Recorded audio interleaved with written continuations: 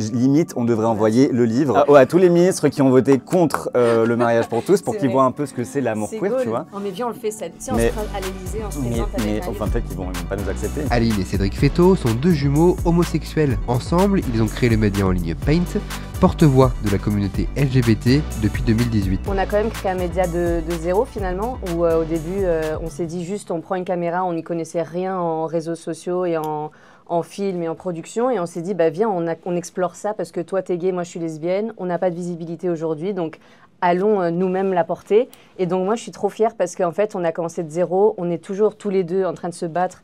Enfin non mais c'est vrai parce que finalement on n'a pas forcément beaucoup de soutien, mais on a énormément d'amour des gens qu'on aide et c'est ce qui nous anime au quotidien. Nous on savait absolument rien, on n'avait aucune connaissance sur la non-binarité, sur la transidentité, là en 2017-2018, et du coup nous on a pu nous-mêmes nous éduquer en faisant ce chemin, donc ça montre qu'en fait il y avait un réel besoin cruel de représentation et de visibilité. Excusez-moi, est-ce que vous êtes en couple? Bonjour. Vous avez combien de temps que vous êtes ensemble? Et comment vous êtes rencontrés? Alors, d'abord Twitter, puis ensuite dans la vraie vie.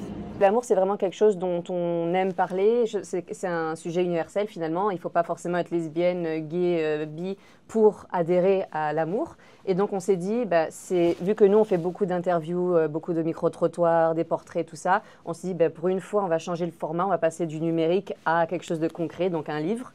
Et donc c'est pour ça qu'on s'est dit, on va à la rencontre de 15 couples, on va leur poser des questions sur l'amour, on va aussi en sortir un podcast et voilà.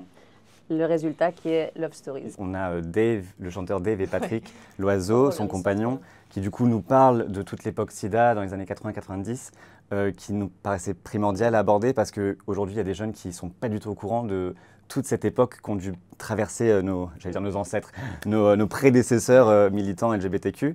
Donc, Et après, on a Marie Fatouillet, championne olympique avec sa femme Soraya. Enfin, on a vraiment des portraits très différents. Et ce qui est intéressant, c'est au final, le fil conducteur, c'est l'amour. Le 29 mai, ça fait 6 ans qu'on est ensemble. On a pris la décision qu'ils viennent s'installer en France pour moi. Et ça, aujourd'hui, c'est quelque chose que je lui serai entièrement redevable toute ma vie parce que je sais que c'est un sacrifice qu'il a fait. On devait décider d'entre nous. C'est pour ça que je me dis, quand je vois le système en France et le système en Corée du Sud, je me dis déjà en France, on a plus de droits. Donc je me dis, il vaut mieux que je quitte mon pays. Ça sera mieux.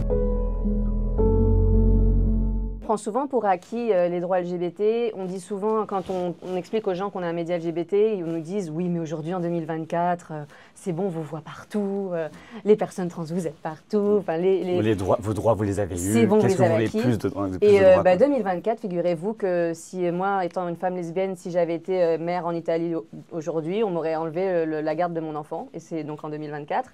On voit en Pologne, ça recule. En Hongrie, ça recule. Aux États-Unis, ça recule. Donc, même en France, ça recule justement, et c'est pour ça que notre livre, il a encore plus de symbolique, j'ai envie de dire aujourd'hui, c'est que nous, on a commencé, ça fait presque un an qu'on est dessus, et j'ai l'impression que limite que depuis qu'on a commencé, les choses s'empirent en France en termes de droits LGBTQ. Je pense qu'on n'a jamais vécu une année comme celle-ci. Aujourd'hui, pas par chance, mais on a quand même un gouvernement qui est très conservateur, dont énormément de ministres ont voté contre le mariage pour tous, qui ont voté contre l'avortement, qui ont voté contre les droits universels humains, j'ai envie de dire. Donc justement, ce livre, il est écrit dans un contexte où on en a surtout essentiellement besoin. On a besoin de voir de l'amour LGBT, on a besoin de voir de l'amour queer. Et pour ceux qui peuvent croire que c'est justement un livre LGBT pour les LGBT, pas du tout. L'amour, ça parle à absolument tout le monde. Et justement, vous verrez en lisant cette histoire que n'importe qui peut se reconnaître dedans.